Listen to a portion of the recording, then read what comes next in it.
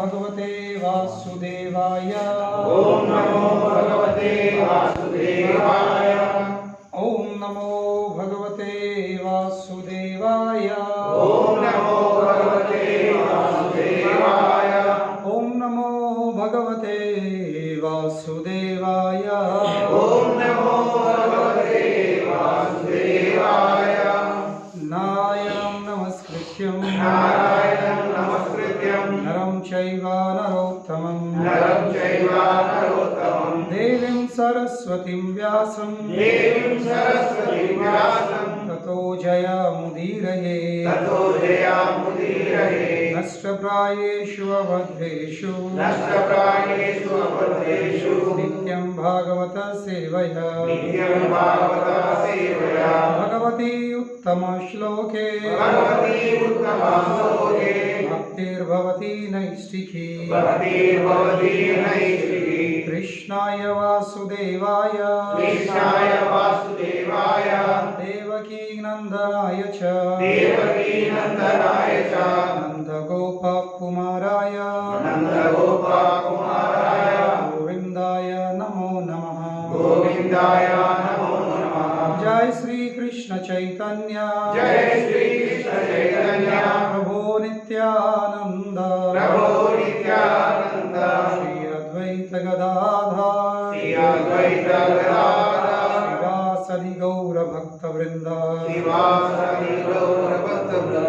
हरे कृष्णा हरे कृष्णा हरे कृष्णा कृष्ण कृष्ण हरे हरे कृष्ण कृष्ण हरे हरे हरे राम हरे राम हरे राम हरे राम राम राम हरे हरे राम राम हरे हरे।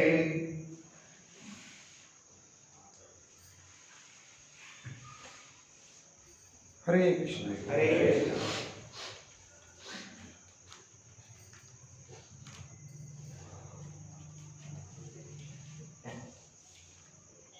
అయితే ఇది వచ్చేసి మన జీవితంలో ఒక ముఖ్యమైన విషయం మీద మనం చర్చిస్తున్నాం. అయితే మన జీవితం అంటే ఏంటి? మన జీవితంలో వచ్చేసిన పరిస్థితులు లేక కొన్ని అనుభవాలు ఆ దేనిపై ఆధారపడి ఉంది? ఒక్కటే విషయం మీద. దీన్ని గట్టిగా అర్థం చేసుకోండి. ఒక్క విషయం దేని మీద ఉంది? ప్రతి స్పందన. ప్రతి స్పందన లేకపోతే ప్రతి ఘాతం. ఇంగ్లీష్ అంటారు హౌ యూ రెస్పాండ్. ఒక జీవితంలో ఒక విషయం జరుగుతుంది, అనుకోకుండా అకస్మాత్తు ఎన్నో విషయాలు జరుగుతూ ఉంటుంది, అవును లేదా? అన్నిటికీ మనం ప్రిపేర్ ఉండము, అన్నిటికీ మనం తయారు ఉండము. కానీ ఆ అకస్మాత్తుగా వచ్చేసిన పరిస్థితిలో మనము ఎలా స్పందిస్తాం, ఎలా ప్రతిఘాతిస్తామో దానిపై మన భవిష్యత్తు ఆధారపడుతుంది. కనుక జీవితం అంటే ఏంటి? ఒక ప్రతిస్పందన. ఎందుకంటే ఆ ప్రతిస్పందన, ఆ ప్రతిఘాతంపై మన భవిష్యత్తు ఆధారపడి ఉంటుంది. మన భవిష్యత్తుకి ఇత్తునము మనము ఈ ప్రస్తుతం ఉన్న పరిస్థితిలో మనము మన ప్రతిఘాతం ద్వారా, మన ప్రతిస్పందన ద్వారా మనము అలుపుతున్నాం అన్నమాట. కానీ మన ప్రాబ్లం ఏంటి? మనము ఇత్తునం వేసేటప్పుడు, అలికేటప్పుడు మనము ధ్యానం పెట్టు ఆలోచించాం. తర్వాత ఎప్పుడైతే ఆ వేసిన ఇత్తునం ఒక మొలకెత్తుందో, నాకు ఒక పంటతో పువ్వు వస్తుందో, ఈ పండు ఎందుకు వచ్చింది, ఇటువంటి పువ్వు ఎందుకు పూసింది? కానీ ఇత్తునం వేసింది ఎవరు? మనమే కదా. మనం ఏ ఇత్తునం వేసినామో దానికి అదే పండు, అదే పువ్వు వస్తుంది. మామిడి గింజ ఎత్తే ఏమవుతుంది? మామిడికాయలు వస్తాయి. తుమ్మ ఇత్తు ఎత్తే తుమ్మ చెట్టు మొలుతుంది, మామిడి చెట్టు మొలుతుందా? మొలదు. కనుకనే తుమ్మ చెట్టు మొలిచిన తర్వాత ఈ తుమ్మ చెట్టు ఎందుకు వచ్చింది? తుమ్మ చెట్టు దానికి మొలుతుందా? మొలదు. దానికి తుమ్మ చేసింది ఎవరు? మనమే. కనుకని మన ప్రాబ్లం ఏంటంటే, మన జీవితంలో సమస్య ఏంటంటే మనం ఇత్తునం వేసినప్పుడు ఆలోచించం. ఇత్తునం వేసినప్పుడు మనము ఆలోచించం. ఎప్పుడైతే ఆ ఇత్తునం మొలకెత్తి దానికి ఒక ఫలితం వస్తుందో, దానికి ఒక పండు పుస్తుందో, కాయ పుస్తుందో, ఒక పువ్వు వస్తుందో, అప్పుడు ఈ కాయ ఎందుకు, ఈ పండు ఎందుకు, ఈ పువ్వు ఎందుకు అని మనం ప్రశ్న ఎత్తాం. అవును లేదా? అప్పుడు మన ప్రశ్నలు స్టార్ట్ అవుతాయి. అప్పుడు ఇట్లా ఎందుకు అవుతుంది, అట్లా ఎందుకు అవుతుంది, దేవుడు ఉన్నాడా, దేవుడు లేదా, ఇది అదే ఎన్నో లెక్కలేని ప్రశ్నలు వచ్చేస్తాయి. ఆ లెక్కలేని ప్రశ్నలు అవుతుంది మన జీవితాన్ని మొత్తం కింద మీద తింపేస్తుంది. మన జీవితంలో ఎంతో సంక్లిష్టమైన స్థితులను ఉద్భవిస్తుంది. ఎన్నో కలతలు వచ్చేస్తాయి. కానీ మనం మర్చిపోతాము, ఇత్తునం వేసింది ఎవరు? మనమే. కనుకనే ఆధ్యాత్మిక జీవితం నాకు అవసరమా? ఆధ్యాత్మిక జీవితం ఎందుకు? ఇంకా మరియు ఆధ్యాత్మిక జీవితంలో కృష్ణ చైతన్యమే నేను ఎందుకు పాటించాల్సింది? ఒకవేళ ప్రశ్న వచ్చినట్లయితే దానివల్ల నాకు ఏం లాభం ఉంటుంది? అర్థం కదా. నేను ఎందుకు రావాలి సత్సంగాలకు? నేను ఎందుకు భగవద్గీత చదవాలి? నేను ఎందుకు జపం చేయాల్సింది? నేను ఎందుకు సత్సంగంలోకి రావాల్సింది? నేను ఎందుకు సాధువుల సాంగతం చేయాల్సింది? ఈ ప్రశ్న వచ్చినట్లయితే దానికి సమాధానం ఏంటి? ఈ సత్సంగం కానీ సాధువుల సాంగతం ముఖ్యంగా. సత్సంగాలు ఏదో సత్సంగాలు దొరుకుతాయి, కానీ సాధువుల సాంగత్యం చేయాల్సింది. ఎందుకు? ఎందుకంటే సాధువులు అంటే ఎవరు? ఎవరికి తన శరీరాన్ని, తన మనసును, తన శబ్దాన్ని, తన మొత్తము మనసును, బుద్ధిని అన్నింటినీ ఏం చేసిండు? భగవంతుడికి సమర్పించిండు. సో అటువంటి వ్యక్తుల సాంగత్యం చేస్తే, సాంగతం ఎన్నో రకాల సాంగతాలు ఉంటాయి, కానీ మనము గుడ్డోళ్ళము ఎవరు సొప్పతొట్టాల్సింది? కన్నులో సొప్పతొట్టాల్సింది. ఇంకో గుడ్డోలో సొప్పతొట్టామనుకో ఏమవుతుంది? ఇద్దరు పోయి బొందలు కూలుతారు. ఒక గుడ్డ అంటారు, రా రా రా రా రా రా నేను నీకు తోవ దాటిస్తా, రండి ఇట్లా, నేను ఇంటికి రండి, తోవ దాటిస్తా. నువ్వే గుడ్డు ఉంది. పిలిచినోడు గుడ్డోడు, పోయేటోడు గుడ్డోడు, ఇద్దరు ఏం చేస్తారు? ఇక ఇద్దరు పోయి బొందలు పడతారు. ఈరోజు ఆధ్యాత్మికం అట్లా అయిపోయింది. కానీ ప్రాబ్లం ఏంది? గుడ్డోడు పిలిచినోడు ప్రాబ్లం కాదు, పోయేటోడు బుద్ధి లేడు. అవునలేదు. గుడ్డోడు పిలుస్తుడు అంత దోషం కాదు, వాడు వెళ్తాడు. కానీ పోయేటోడు అర్థం చేసుకోవాల్సింది, నేను ఎవరు సోపత పట్టాలని. అవునలేదు. నేను ఎవరు సోపత పట్టాలి? మరి చేయబడితే సోపత పట్టాలనుకున్నావు, మనకి దృష్టి ఉందా, మనకి చూపు ఉందా, కళ్ళు ఉన్నాయా, కనీసం 2 కళ్ళు లేకుండా మెలికన్నా ఉందా? కనీసం మెల్లికన్నది ఉంటే కానీ దాటే అవకాశం ఉంటుంది. నువ్వే చిక్కిపోయి ఉన్నావు, నువ్వే పడగ మునుగుతున్నావు, ఇంకా రండి రండి నేను ఉద్ధరింపుతా, నేను మిమ్మల్ని బయట తీస్తా, అదేం తెలియదు రప్పించుతాను. కనుకనే సాధువుల సాంగత్యం చేయాల్సింది. ఎందుకు? వాళ్ళకి బయటపడరు కాబట్టి, వాళ్ళ దానికి బయటపడరు కాబట్టి మనల్ని వాళ్ళు తీసే శక్తి వాళ్ళందరూ ఉంటుంది, వాళ్ళ సామర్థ్యం ఉంటుంది. లేకుంటే ఒక వ్యక్తి చెరువులో మునుగుతుండు, ఇంకో వ్యక్తి వాళ్ళని మునుగుతుంటాడు, నేను ఉన్నా, నేను కాపాడతా, నేను బయట ఇస్తాను. అరే నువ్వు వెళ్ళలేకపోతున్నావు, నువ్వు నన్ను బయట ఇస్తావు. చెరువులో మునిగే వ్యక్తిని బయట తీయాలంటే అవసరమైంది ఒక వ్యక్తి ఒడ్డు మీద ఉండాల్సింది. ఒడ్డు మీద ఉన్న వ్యక్తి ఆ మునిగే వ్యక్తిని చెరువులోకి వెళ్ళి బయట తీయచ్చు. ఒడ్డు మీద ఇంకో వ్యక్తి మునుగుతుండు, వాడు తీయగలదు. సో కనుకనే సత్సంగము సాంగతం ఎందుకు? దీనివల్ల లభించేది ఏంటి? What will I get? ఏం పేరుతుంది? ఇక ముఖ్యంగా ఈ కృష్ణ చైతన్యం. ఇప్పుడు ఈరోజు ఆధ్యాత్మిక పేరు ఎన్నో విషయాలు వస్తున్నాయి. ఆధ్యాత్మిక పేరున ఎన్నో విషయాలు జరుగుతున్నాయి అటు ఇటు. కానీ ముఖ్యంగా కృష్ణ చైతన్యం ద్వారా పొందేది ఏంటి? జీవితంలో వచ్చే అకస్మాత్తుమైన పరిస్థితులు, అనుకోకుండా వచ్చే పరిస్థితులను మనము ఎలా స్పందించాలనో అది మనకు నేర్పుతుంది.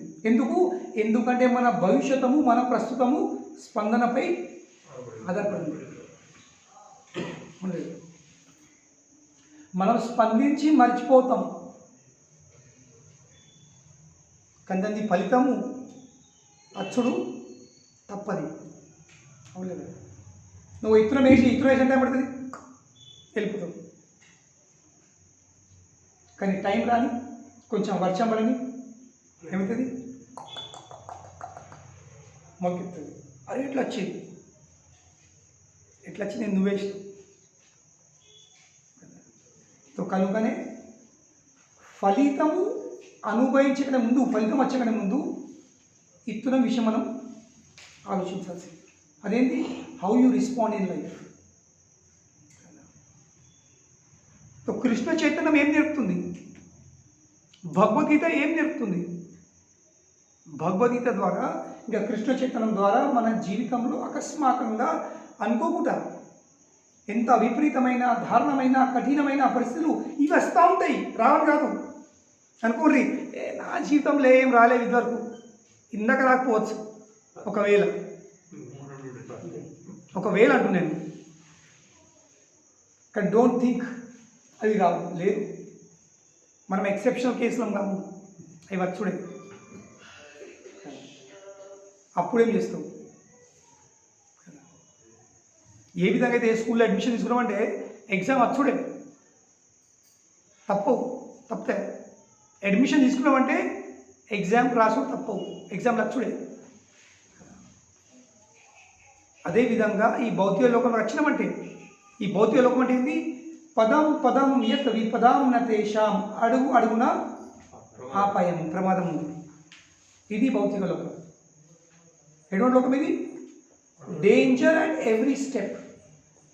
అడుగు అడుగున ప్రమాదం జరిగే అవకాశం ఉంటుంది, అడుగు అడుగున ఆపాయం ఉంది. ఇది భౌతిక లోకం. మరి అటువంటి లోకంలో మనము జీవితం పడుతున్నామంటే మనం ఎంత జాగ్రత్తగా ఉండాల్సింది, ఎంత జాగ్రత్తగా ఉండాల్సింది.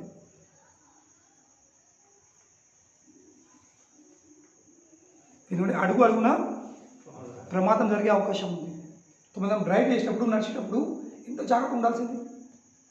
ఆ జాగ్రత్త అంటే ఏంటి, మనం ఎలా ప్రతిస్పందించాలి. ఇంకా మనం అందరం జీతం ఏం ఇస్తున్నాం, మనం అందరం జీతంలో పొద్దు నుంచి సాయంత్రం వరకు నెలల కొద్ది సంవత్సరం ఏం ఇస్తున్నాం, మనం ప్రతిఘాతం ఇస్తున్నాం, రెస్పాండ్ అవుతున్నాం, ప్రతీకారం చేస్తున్నాం అన్నిటికీ. సమస్యలకు కానీ బాధలకు కానీ. కడుపులో ఆకలి ఉంటుంది, ఏం చేస్తున్నాం, ప్రతిస్పందన. ఎలా, ఆకలిని తగ్గడానికి పనిచేస్తున్నాం, అన్నం తింటున్నాం. నిద్ర వస్తుంది, ఎట్లా స్పందిస్తున్నాం, నిద్రపోయి. అవును, మన జీవితంలో ప్రతి ఒక్క క్షణము ఎలా జరుగుతుంది, ప్రతిస్పందన జరుగుతుంది. పొద్దున మన కడుపులో కొన్ని పిలుపులు వస్తాయి, నేచర్స్ కాల్. అప్పుడు ఏం చేస్తాం, వెల్లుడే కదా, వెళ్ళకపోతుంటుందా. తో ప్రతిస్పందన ఇది మన జీవితంతో ఒక కావచ్చు, కాకపోతే అది ఇది ఒక భాగము. డబ్బులు లేవు,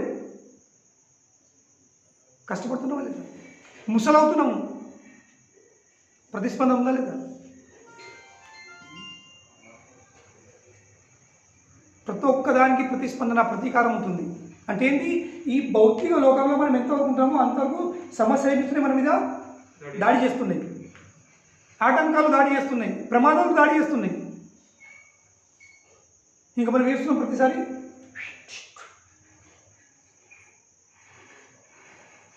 ప్రతిఘాతించే ప్రయత్నం చేస్తున్నాం. ఎట్లా ప్రతిఘాతం అంటే ఏంటి, కౌంటర్ యాక్షన్. చర్యకు ప్రతి చర్య చేసే ప్రయత్నిస్తున్నాం. అవును లేదు, మొత్తం జీతం నిలబోతుంది. అది తప్పని విషయం. ఏ విధంగా సమస్యలు ఆటంకాలు అచ్చుడు తప్పాయో అదే విధంగా ప్రతిఘాతించుడు తప్పదు. కానీ మనం ఎలా ప్రతిఘాతించాలా అది నేర్చుకోవాల్సింది. ఇంకా అది నేర్పుతుంది సత్సంగంలో, కృష్ణ చైతన్యంలో, సాధుల సాంగత్యంలో. కనుకనే అందరికంటే గొప్ప వ్యక్తి ఎవరైతే ఏ విధంగా ప్రతిఘాతించాలో ఆ విషయం వాళ్ళు అర్థం చేసుకున్నారన్నమాట. One was learned how to respond. మన జీవితంలో ఏ పరిస్థితి వచ్చినా, ఏ సందర్భంలో, ఏ పరిస్థితిలో మనము ఎలా స్పందించాలి, దాని మీద మన భవిష్యత్తు ఆధారపడింది. ఇది నేర్చుకోవాల్సింది అసలు. అంటే ఆధ్యాత్మికమైంది, భౌతికం కూడా ఇది నేర్చుకోవాల్సింది. ఇప్పుడు నేను వచ్చినప్పుడు చూస్తున్నాను కదా, మొత్తం మెట్పల్లి కొరట్ల ఎక్కడ ఏ ప్రతి ఒక్క చోటు ఫ్లెక్స్లు ఉంటాయి, గులాబీ కలర్ ఫ్లెక్స్. అదేంటి? ప్రతిస్పందన.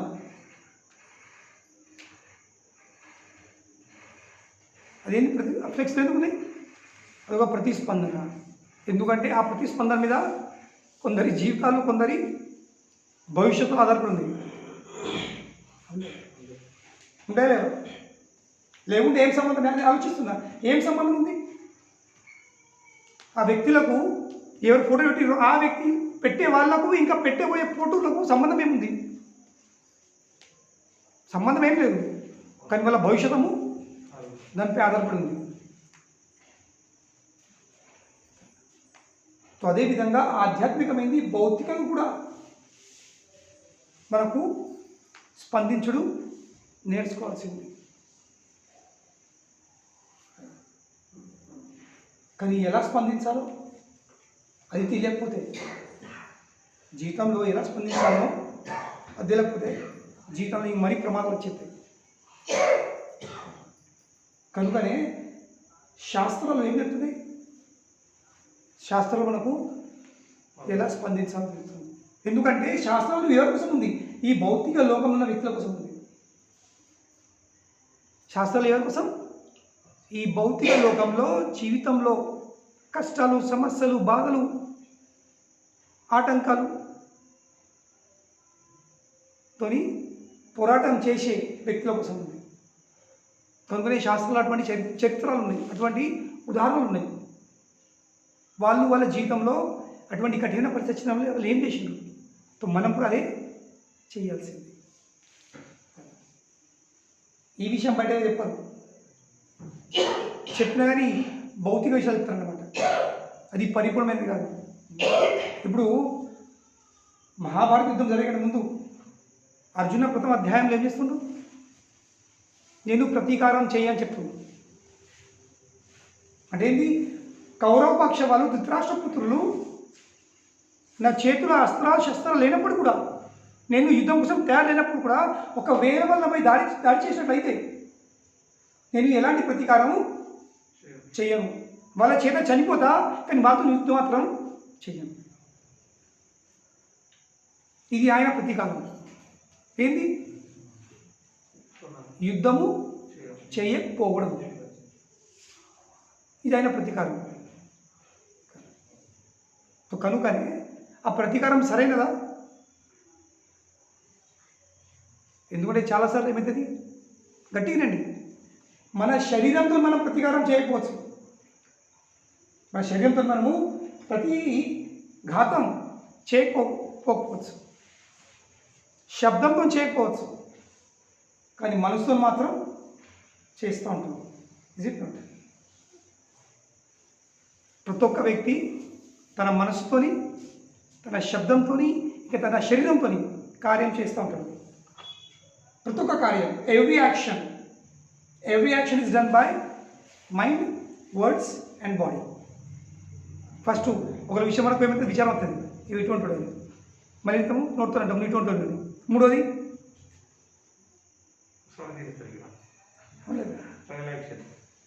Body, mind and words. So ఇది స్పందించే విధానం. సో అర్జున శరీరంతో స్పందిస్తుండే, ఏంది? యుద్ధం చెయ్యను. నోరుతో, శబ్దంతో స్పందిస్తుండు, దీనివల్ల ఏమన్నా. కానీ శరీరం ఏం చేయకుండా కానీ, ముచ్చటేం చేయకుండా కానీ, శబ్దం ఏం చేయకుండా కానీ ఇది అవుతుందా?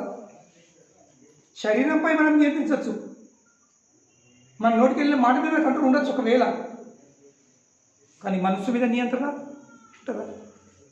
నోటి నుండి ఒక మాట అనుకోవచ్చు, కానీ మనసులో లెక్కలే తిట్లుడుతాం పరిస్థితి బట్టి. మనకంటే వ్యక్తి గట్టిగా ఉన్నాడు అనుకో, అప్పుడు మనసులో తిడతాం. మనకంటే సమానం ఉంటే శబ్దంతో, మనకంటే తక్కువ ఉంటే చేతులతో. లేదా? Is it not?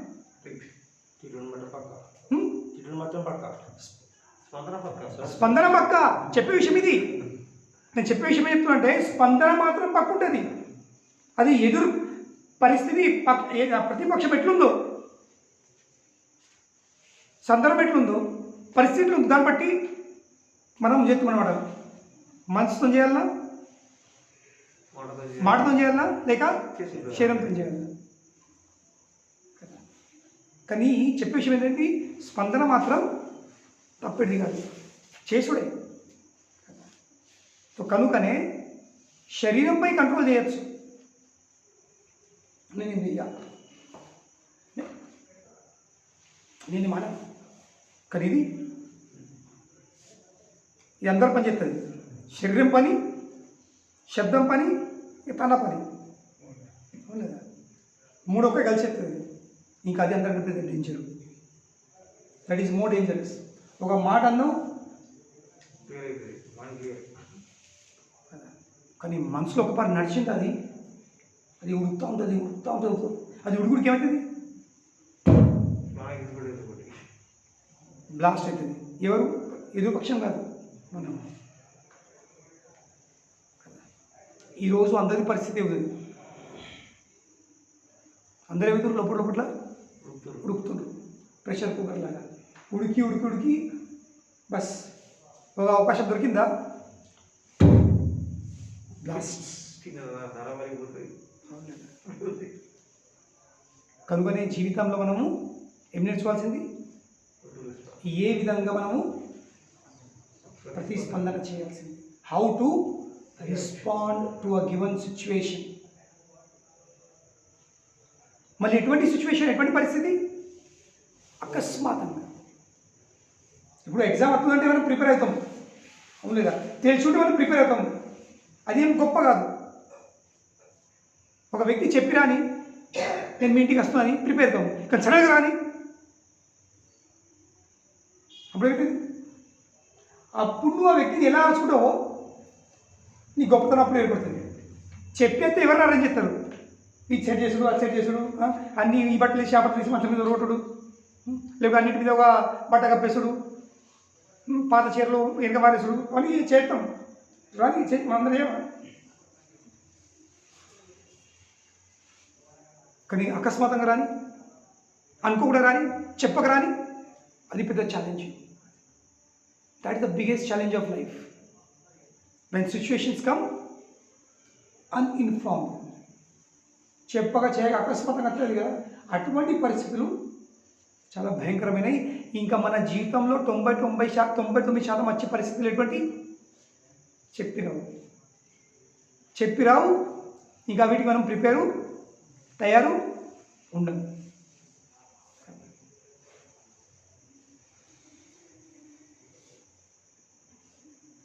శాస్త్రంలో ఎక్కడి ఉదాహరణలు ఉన్నాయి. సింపుల్ ఉదాహరణ పరీక్షిత్ మహారాజు, అర్జున్ యొక్క మన్మడు. అర్జున్ పుత్రుడు ఎవరు, అభిమన్యు పుత్రుడు మహారాజ్ పరీక్షిత్.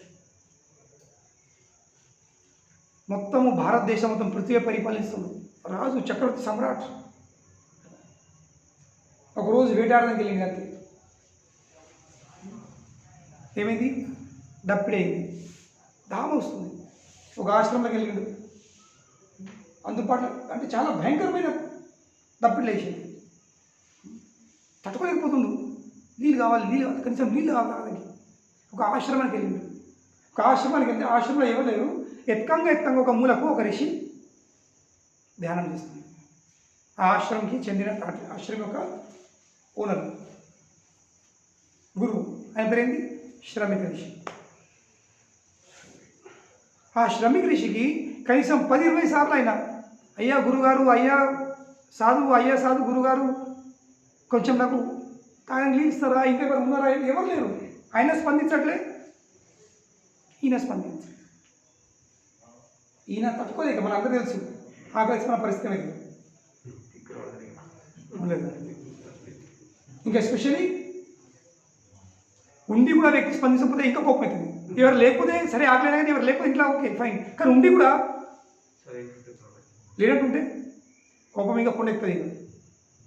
పరీక్ష మార్చి కోపం వచ్చేసి, మరి కోపం చేపించింది ఆయన, ఏం చెప్తే ఈ వ్యక్తి ఇంత మరి నిజంగా ధ్యానంలో నటిస్తుండా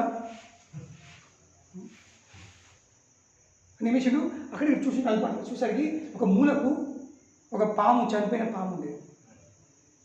అది ఎప్పుడు చనిపోయిందో ఆ పాము. ఆ పామును ఆ ధనుషుని కొన భాగంతో తీసుకొని నిమిషుడు ఆయన మెడలో వేసిండు. వెళ్ళిపోయాడు అంతే. జరిగింది తప్పు, ఇది పొరపాటు, కానీ అంత పెద్ద పొరపాటు కాదు. ఎందుకంటే ఆయన చక్రవర్తి సమ్రాట్ రాజు తన ప్రాంతం నచ్చినంటే. ఇప్పుడు నేను చెప్పినా కదా, ఇప్పుడు వచ్చినప్పుడు మొత్తం ఫ్లెక్స్లు ఉన్నాయి, అన్ని చోట్ల గులాబీ ఫ్లెక్స్లు ఉన్నాయి. ఎందుకు ఆ వ్యక్తి వస్తున్నది? మరి ఈయన ఎవరు? ఇప్పుడు వచ్చే వ్యక్తి కేవలం ఒక చిన్న ప్రాంతంకి రాజు, కానీ ఈయన మొత్తం భారతవర్షం అంటే మొత్తం పృథ్వీపై రాజు. ఆయన మొత్తం పృథ్వీని పరిపాలించే రాజు. ఆయన ఒక ఆశ్రమం వెళ్ళినట్టు ఆయన ఎంత గొప్ప అరుచుకోవాల్సింది, ఎంత పెద్ద రిసెప్షన్ ఉండాల్సింది ఆయనకు. అవునులేదా? మనొక హోదా లేకపోతే ఇవి అరుచుకోవడానికి పెరగలేదు, కోపం రాదు. ఎందుకు? మనకి ఎవరు తెలియదు కదా పొజిషన్ ఏమంది. కానీ ఒక హోదా ఉంటే ఏమవుతుంది, మన ఆశలు ఇంకా పెరిగిపోతాయి, మన ఎక్స్పెక్టేషన్ దొరుకుతాయి. కానీ పరీక్షలు మారే అటువంటి పరిస్థితి కాదు. ఆయన ఏదో కొంచెం దావైపోయి 10 సార్లు పిలిచినా కానీ ఈ ఋషి పలకపోయి కనుకనే ఒక కోపంలో చిన్న పాము వేసేసిండు. అది కూడా చచ్చిపోయిన పాము వేసి వెళ్ళిపోయాడు కదా కోపంగా.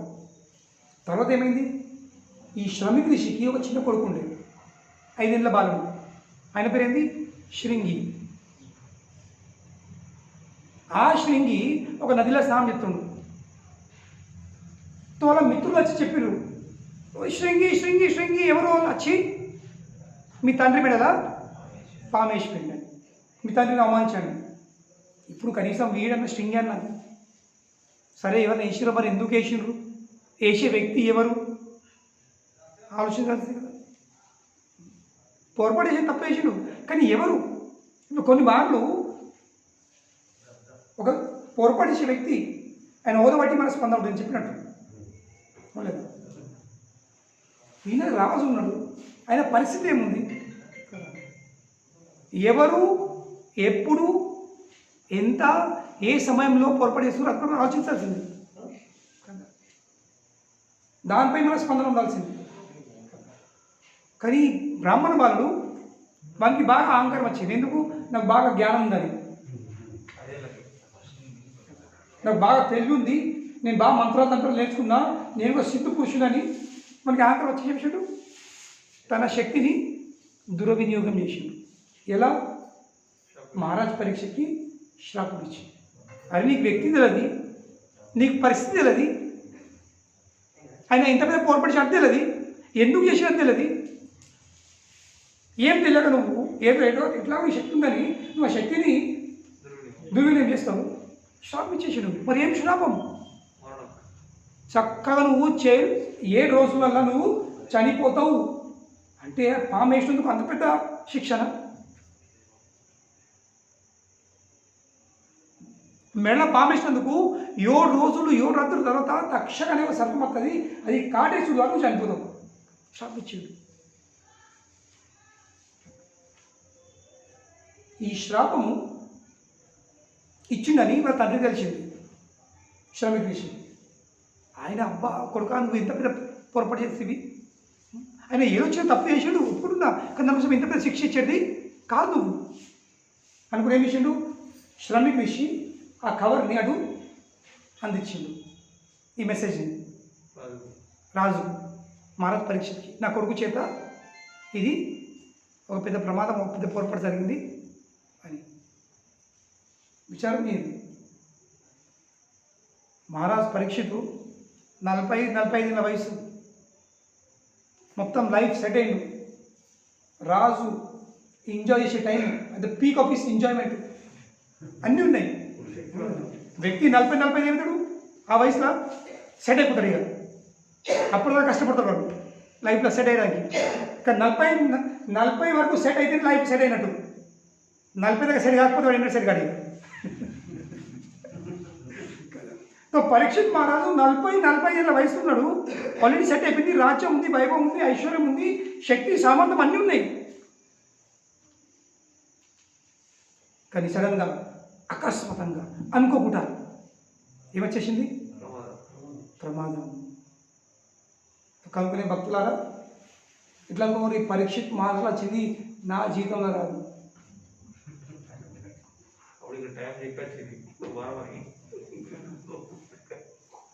నాకు చెప్పే అవసరం లేదు, మనం అందరం అనుభవిస్తున్నాం, ప్రతిరోజు అనుభవిస్తున్నాము. పొద్దున అయితేనే భయం వేస్తుంది, ఈరోజు ఏమవుతుందని. అవును, దినం ఎట్లా గడుతుందో. అవును, రాత్రి అయ్యేసరికి మా శిక్షకుడు అంటారు గుడ్ మార్నింగ్ అంటే ఏంటి? జనాలు ఎత్తలేదు గుడ్ మార్నింగ్ అని విజేత అందరినీ. గుడ్ మార్నింగ్ అంటారు. శుభోదయం అంటే ఏంటి? ఇంతవరకు ఎలాంటి అశుభం జరగలేదు అన్నట్టు. Nothing bad happen till now. ఇందాక ఏం అశుభము జరగలేదు, కనుకనే శుభోదయం. కానీ శుభరాత్రి అనే వరకు, లేక రాత్రి వచ్చే వరకు మనం ఎంత శుభం ఉంటామో, ఎంత శుభం జరుగుతుందో మనకి తెలుసు. ఇక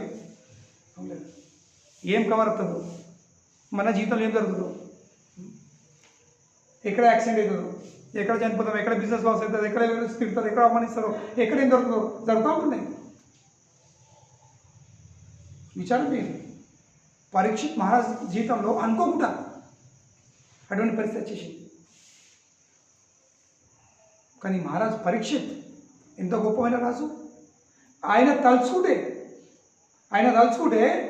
ఆయన అందులో ఇంత శక్తి సామర్థ్యం ఉండే, ఆ బ్రాహ్మణ బాలుడు ఇచ్చిన శ్రాపం అయినా తొలగించే కొట్టేసే శక్తి ఆయన ఉంది. విచారం లేదు. మహారాజ్ పరీక్షిత్కి అయ్యో తప్పని పరిస్థితి కాదు. He is that powerful that he can counteract the curse. ఆ శ్రాపంకి సరైన ప్రతిఘాతం చేసే సామర్థ్యము ఉంది.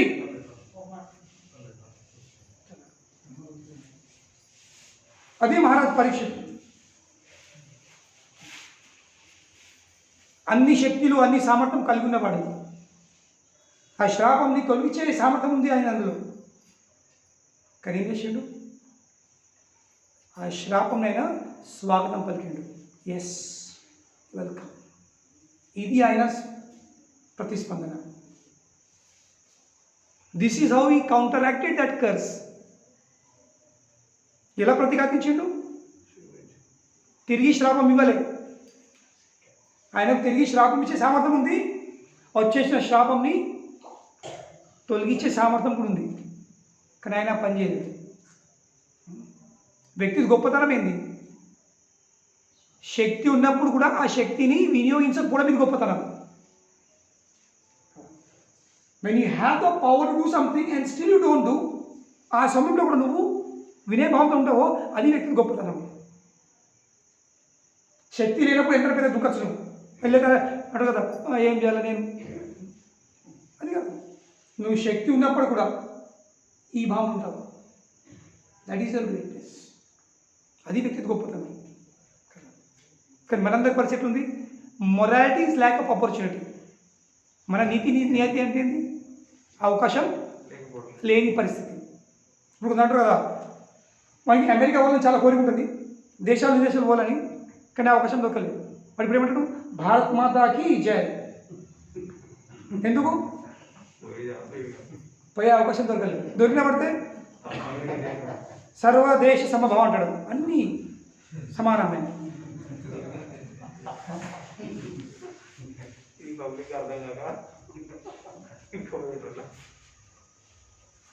ఇంగ్లీష్ అంటారు morality is lack of opportunity. Morality Telugu ఏమంటారు? నీతి. వ్యక్తి నీతి లేని ఏర్పడింది. ఆ అవకాశం ఉంటే నీతిలు మారుతాయి, అవకాశం లేకపోతే ఇంకో నీతి. అవునులేదు. తినడానికి తిండి లేదు, ఏంటంటే లేదు ఇవాళ ఉపాసం ఉంటుంది. అవునులేదు. నేను తాగుడు మానేసిన ఇప్పుడు. ఎందుకు? వాడు పోస్టోడు లేడు, నీ చేత లేవు. పోస్టోడు దొరకని, జనం పైసలు రాని, అప్పుడు నేను మానేసినాని, అప్పుడు గొప్పవని. అవకాశం లేదని లేదు. కొత్త సంవత్సరం కదా, new year resolution 2022.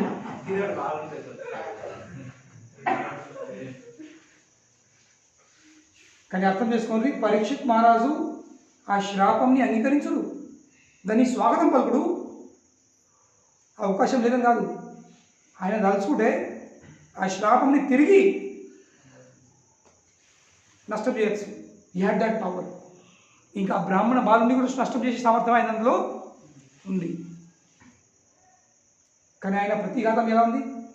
How did he react? How did he counteract? By welcoming that curse. ఆ శ్రాపం చేసిండు, స్వాగతం పలికిండు, వెల్కమ్ చేసిండు. ఎందుకు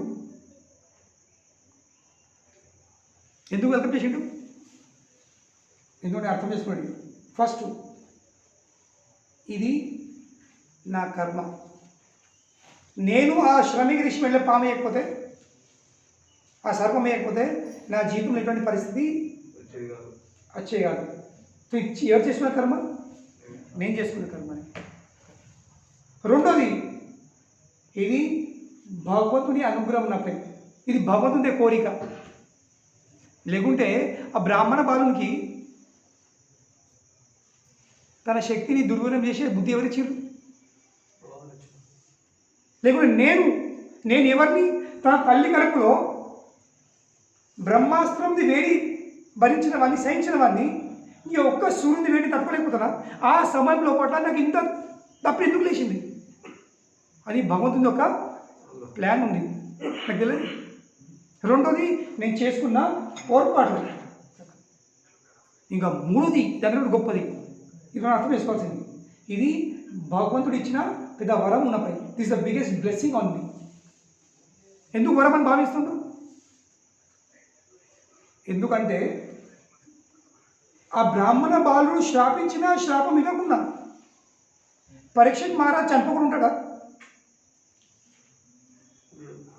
అందరు చనిపోడే కదా, మనం అందరం చనిపోయే వాళ్ళం. ఉన్నామా ఎవరని ఇక్కడ? గ్యారంటీ కార్డు తీసుకొచ్చిన వాళ్ళు ఎవరికి లేదు. ఇయ్యాల లేకుంటే రేపు చనిపోరు మాత్రం fix. As sure as death. దానికంటే పెద్ద సత్యం ఇంకేం లేదు. అందరం చనిపోవడే. సో పరీక్షిత్ మరి ఏమనుకున్నా చూడు, నేను ఈరోజు ఈ బ్రాహ్మణ బాలులకు శ్రాపించినా శ్రాపం ఇవ్వకుండా నేను చనిపోలేదు.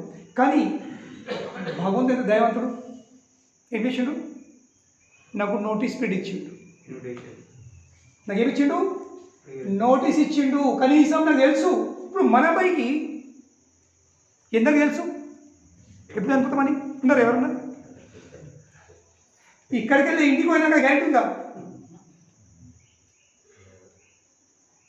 నేను మా ఆశ్రమం చెప్పే గ్యారెంటీ లేదు, మీరు మీ ఇంటికి చెప్పే గ్యారెంటీ లేదు. ఉందా? Anything can happen. ఎప్పుడైనా ఏమైనా జరగచ్చు. వింటలేమా? ప్రతిరోజు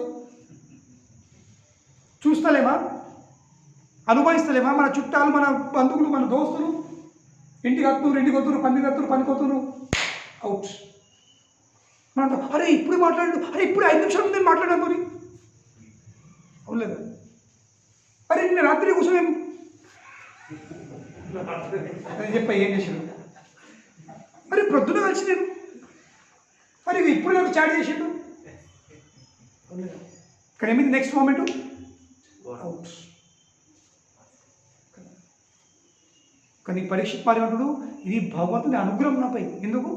ఎందుకంటే ఈ ప్రపంచంలో ఎవరికి కూడా ఈ అవకాశము లభించలేదు. ఇందాక నోటీస్ పీరియడ్, మృత్యు ఎవరికి నోటీస్ అది? కానీ నా అదృష్టం నుండి నాకు నోటీస్ వచ్చింది కనుక నేను ఇప్పుడు ప్రిపేర్ కావచ్చు. నా జీవితంలో వచ్చే ఫైనల్ ఎగ్జామ్ కోసం నేను ప్రిపేర్ కావచ్చు. మనకు తయారయ్యే అవకాశం లేదు. ఎగ్జామ్స్ అనగా మాక్ టెస్ట్, టక్ క్వశ్చన్ వచ్చి ఎగ్జామ్ రాయాలి. అర్థమా? చెప్పి తెలిస్తేనే మనం ఫెయిల్ అవుతున్నాము.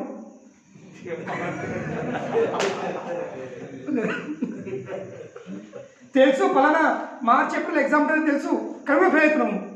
చెప్తేనే ఫెయిల్ అవుతున్నాము. మరి సడన్గా పేపర్ వస్తే కిందికి పడుతుంది ఇక రిజల్ట్. ఫస్ట్ ఇలా ఫెయిలర్లా ఇలా పేరుతుందా లేదా అది లేదు పాస్ అవుట్ కొడుతున్నా అసలు థర్డ్ క్లాస్ అది థర్డ్ క్లాస్ నోట్ కొడుతుంది. మన పరిస్థితి ఉంది. మనం అందరం చనిపోతాం తెలుసు, కానీ ఎవరు ప్రిపేర్ లేదు. కానీ పరీక్షిత్ మహారాజ్కి అవకాశం ఉంది. ఏం అవకాశం ఉంది? ఒక వారం రోజుల సమయం ఉంది. దేనికోసము? నువ్వు ప్రిపేర్ అయ్యానికి. ఎలా చనిపోతావు? ఎందుకంటే నువ్వు ఎలా ప్రిపేర్ అవుతావో అదే నీ గతి ఉంటుంది. ఏ విధంగా ఎగ్జామ్ నోటీస్ చెప్తే వాడు పుస్తకం ఇప్పుడు చదవచ్చు, లేకపోతే హెడ్ల కూడా తిరగచ్చు, లేకపోతే దోస్తుకొని గద్దెల మీద రోడ్డు మీద కూర్చుని చూడవచ్చు, స్మార్ట్ ఫోన్ పడుతుంది. కానీ మంది భవిష్యత్తులో ఉంటుంది, అదే విధంగా ఉంటుంది. వాడు చదివితేనేమో పాస్ అవుతాడు, మంచి మార్కులు వస్తాయి, మంచి జాబ్ వస్తుంది. చదవకపోతే బుర్ర పిచ్చి మార్కులు వస్తాడు. तो అదేవిధంగా పరీక్షిత్ మహారాజ్కి నోటీస్ పీరియడ్ వచ్చింది. తో కనుకనే ఇది నా వరము, భగవంతుడు నాపై పెద్ద ఒక వరం ఉందని మీరు వెల్కమ్ చేశాడు.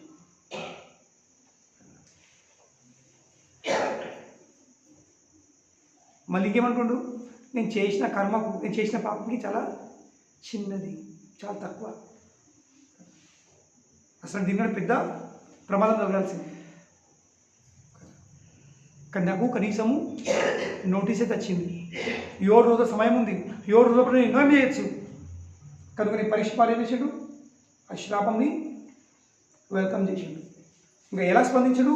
ఫస్ట్ వెల్కమ్ చేసి, రెండోది ఆ మృత్యు కోసము ప్రిపేర్ అయ్యాడు. ఎలా ప్రిపేర్ అయ్యాడు? అన్ని వదిలిపెట్టాడు. రాజ్యము, వైభవము, ఐశ్వర్యము అన్ని వదిలిపెట్టుకొని గంగన దొడ్డుకు వచ్చి 7 రోజులు 7 రాత్రులు కేవలము సాధు సంతుల సాంగత్యంలో కృష్ణ కథ వింటుడు. ఏమైంది? మృత్యు దాంసనం కత్తది. నేను భక్తునైనా నేను జావని కాదు, జరుగుడే. కానీ చనిపోయిన తర్వాత గతి ఏముందో అది నువ్వు భక్తుని వాళ్ళే, నువ్వు నాస్తికో దాన్ని ఆధారపడింది. సో పరీక్షిత్ మహారాజు ఆ తక్షక అనే పాము అచ్చి కుట్టిన తర్వాత చక్కగా వైపుడం వెళ్ళిపోయాడు. మరి ఆయన ఇంత గొప్పమైన గతి ఎలా పొందింది? ఎందుకంటే ఆయన ఎలా స్పందించాలని తెలుసుకున్నది. నేను ఇప్పుడు నా జీవితంలో అకస్మాత్తుగా వచ్చిన పరిస్థితిని నేను ఎలా ప్రతిఘాతించాల్సింది? సో కనుకనే మనం కూడా జీవితంలో నేర్చుకోవాల్సింది, నా జీవితంలో ప్రతి క్షణం అనుకోకుండా ఎన్నో సంఘటనలు జరుగుతాయి. కానీ నా భవిష్యత్తు ఏంటి ఆధారపడింది? ఇప్పుడు ఈ ఉన్న పరిస్థితుల్లో నేను ఎలా ప్రతిస్పందిస్తున్నాను? ఇది నేను చేసుకున్న కర్మనా? ఇది భగవంతుని అనుగ్రహమా? ఎట్లా భావిస్తావు? దాని ఆధారపడింది. సో సత్సంగం ఇవన్నీ విషయాలు నేర్పుతుంది. సత్సంగం నేర్పేది how to respond to difficult situations in life, how to respond to most difficult situations in life. And with situations, ఎటువంటి పరిస్థితులు? అకస్మాత్తుగా, సడన్లీ. ఎందుకంటే జీవితంలో ప్రమాదాలు చెప్పి రావు, వస్తాయి చెప్పి, ఆటంకాలు చెప్పి రావు, సడన్గా చెప్పి. They are uninvited guest. మన జీవితంలో సమస్యలు ఏంది? ఎటువంటి అది చుట్టాలు పిలువ కూడా, అతిథులు. అతిథులు అంటే తెలుసా? తిథి లేకుండా వచ్చేవాళ్ళు, సడన్గా వచ్చేవాళ్ళు, వాళ్ళ అతిథి అంటారు. అతిథి చెప్పక చేయక వచ్చేవాళ్ళు, అది అతిథి. మనం చుట్టాలు అతిథి అంటాం కాదు, చుట్టాలు చెప్పొచ్చేవాళ్ళు ఉంటారు, చెప్పక వచ్చేవాళ్ళు ఉంటారు. అతిథులు అంటే ఎవరు? చెప్పక చేయక సడన్గా వచ్చేవాళ్ళు అతిథులు. తిథి లేకుండా వచ్చేవాళ్ళు అతిథి. అట్లా చిన్న శబ్దం. కనుకనే జీవితంలో స్పందించు నేర్చుకోవాల్సింది. ఎందుకంటే మన భవిష్యత్తు దానిపై ఆధారపడింది. సో మన భవిష్యత్తు మంచిగా ఉండాలంటే, మన భవిష్యత్తులో అన్నీ మంచిగా జరగాలంటే మనము సరైన విధంగా స్పందించి నేర్చుకోవాల్సింది. మన జీవితంలో ఇంకా చెడు జరగాలంటే ఆ విధంగా స్పందించాలి. ఎందుకంటే స్పందించడం మాత్రం తప్పది. అది మన జీవితంలో ఒక భాగం ఉంది. కానీ సత్సంగం ఏం నేర్పుతుంది? భగవద్గీత ఏం నేర్పుతుంది? హౌ టు రెస్పాండ్, ఎలా స్పందించాలి. హరే కృష్ణ శ్రీల ప్రభుపాదకి జై. ఎవరికైనా ప్రశ్నలు అడగచ్చు. డౌట్లు?